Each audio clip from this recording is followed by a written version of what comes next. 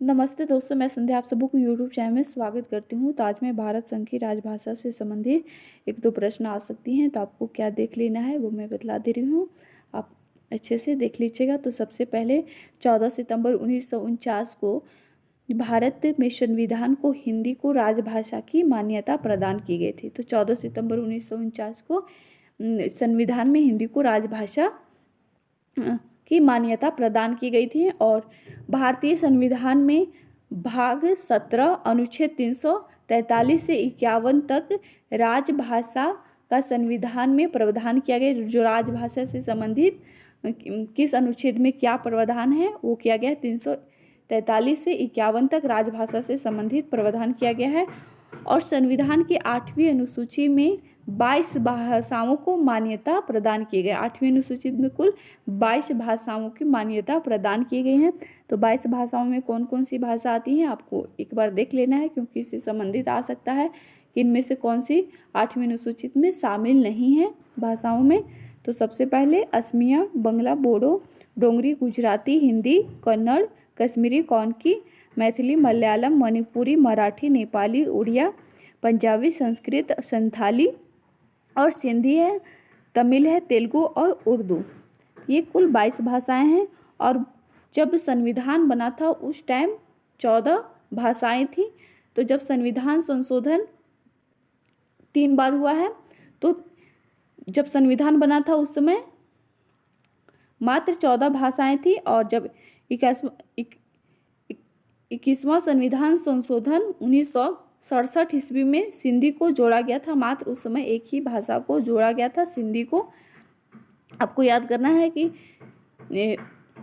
मात्र एक ही भाषा को जोड़ा गया था 1967 ईस्वी में। और उसके बाद जब 71वां संशोधन हुआ था तो उस समय 1992 ईस्वी में तो 3 भाषाओं को शामिल किया गया था। कोंकणी थी, नेपाली और मणिपुरी।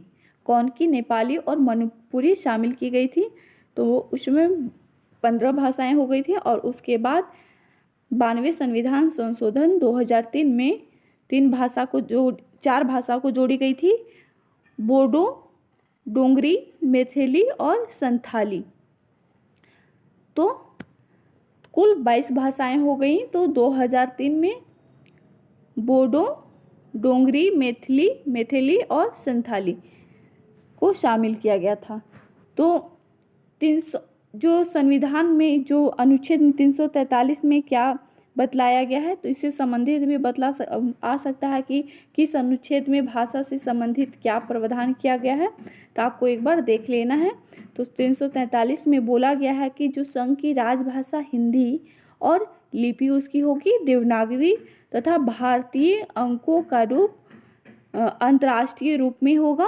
और किंतु संविधान में अनुमति प्रदान किया था, जिस समय संविधान बना था उसमें अनुमति दे दी गई थी कि जो 15 वर्ष की अवधि तक, मतलब 1965 ईस्वी तक अंग्रेजी का प्रयोग किया जाएगा, क्योंकि उस समय हिंदी उतना विकसित नहीं हुई थी।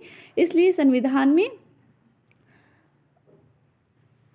दे दिया गया था कि अंग्रेजी भाषा का भी प्रयोग किया जाएगा। लेकिन अभी तक भी अंग्रेजी भाषा का प्रयोग किया जाता है संविधान में। आपको सिर्फ याद करना है कि भारतीय अंकों का अंतर्राष्ट्रीय रूप में होगा।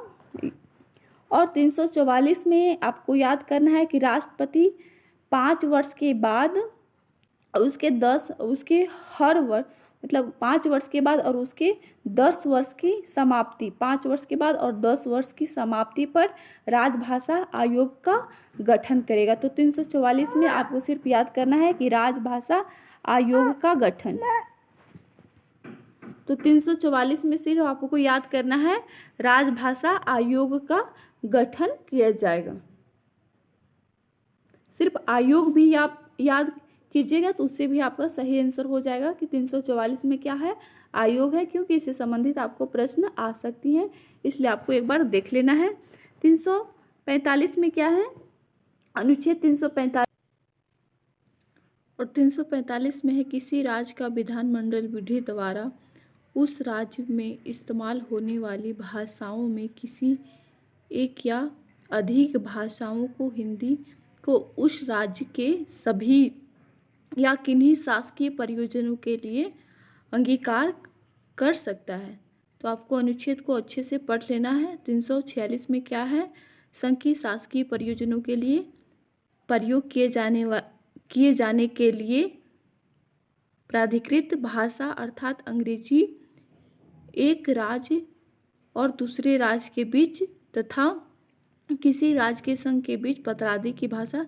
तो एक राज्य अगर दूसरे राज्य से पत्र करना चाहता है, पत्र भेजना चाहता है, किस भाषा में भेज सकता है? तो वो संघ भाषा के रूप में भेज सकता है। 347 में क्या है? आपको अनुच्छेद को 343 से 51 तक आपको अच्छे से पढ़ लेना है। देख लीजिए एक बार। और उसके बाद आपको क्या पढ़ना है? विधानमंडल की भाषा। तो संविधान के भाग 5 में अनुच्छेद 120 में संसद की भाषा का उपबंध है। उसमें कहा गया है कि संसद का कार्य हिंदी या अंग्रेजी में किया जाएगा, लेकिन यथास्थिति सदन का पीठासीन अधिकारी किसी सदस्य को उसकी मातृभाषा में सदन को संबोधित करने की अनुमति दे सकता है। और संविधान के भाग 6 में अनुच्छेद 210 में, ये अनुच्छेद को भी आपको याद करना है, भाग 6, क्योंकि इससे संबंधित भी प्रश्न बन सकती है। तो क्या कहा गया है? और ये तो बहुत ही महत्वपूर्ण है, इसको आपको अच्छे से देख लेना है। इसमें क्या है?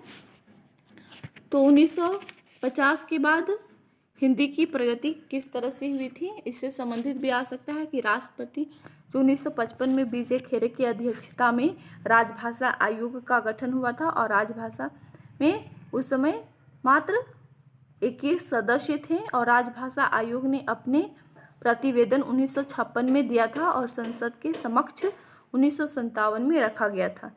इसको आपको अच्छे से देख लेना है, क्योंकि इससे संबंधित भी प्रश्न बन सकती हैं।